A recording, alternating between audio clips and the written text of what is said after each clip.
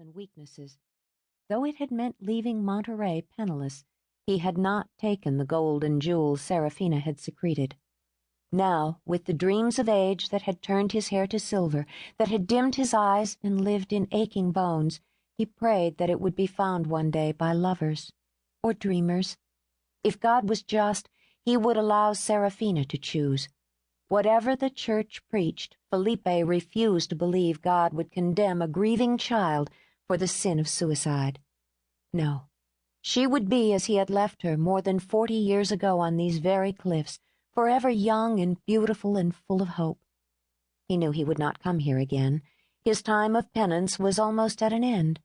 He hoped when he saw his Serafina again, she would smile at him and forgive a young man's foolish pride.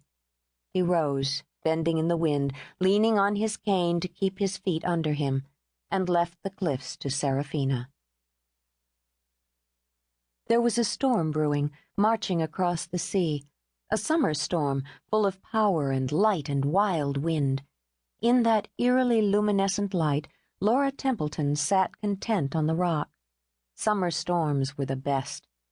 They would have to go in soon, back to Templeton House, but for now she and her two closest friends would wait and watch.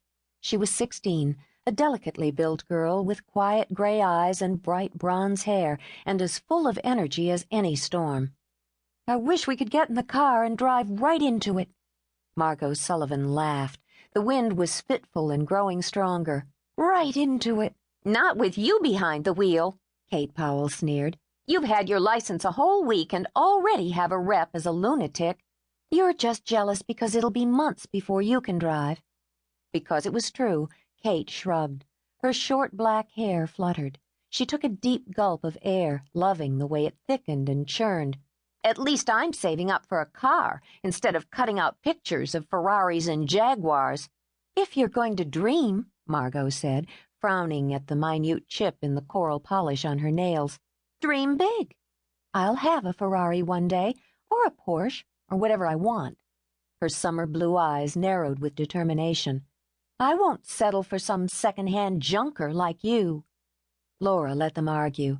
She could have diffused the sniping, but understood it was simply part of the friendship, and she didn't care about cars.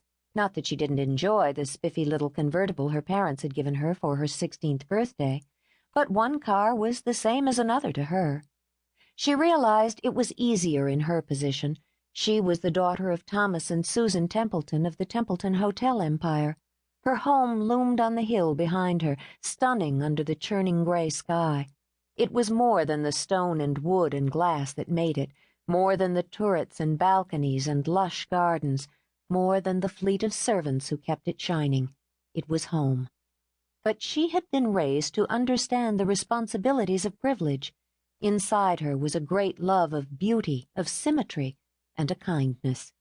Aligned with it was a need to live up to the Templeton standards, to deserve all she'd been given by birthright, not only the wealth, which even at 16 she understood, but the love of her family, her friends. She knew Margot fretted at limitations. Though they had grown up together at Templeton House as close as sisters, Margot's mother was the housekeeper. When Kate's parents had been killed, she had come to Templeton House, an 8-year-old orphan. She was cherished, absorbed into the family, as much a part of Templeton as Laura and her older brother Josh. Laura and Margot and Kate were as close, perhaps closer, than sisters who shared blood. But Laura never forgot the responsibility of Templeton was hers.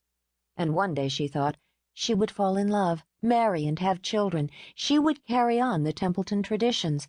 The man who came for her, who swept her up in his arms, who made her belong to him, would be everything she'd ever wanted. Together they would build a life, create a home, carve out a future as polished and perfect as Templeton House. As she pictured it, dreams budded in her heart. Delicate color bloomed on her cheeks while the wind tossed her blonde curls around them. "Laura's dreaming again," Margot commented. Her grin flashed, turning her striking face into the stunning. "Got Serafina on the brain again?" Kate asked. No, she hadn't been thinking of Serafina, but she did now. "I wonder how often she came here, dreaming of the life she wanted with Felipe." She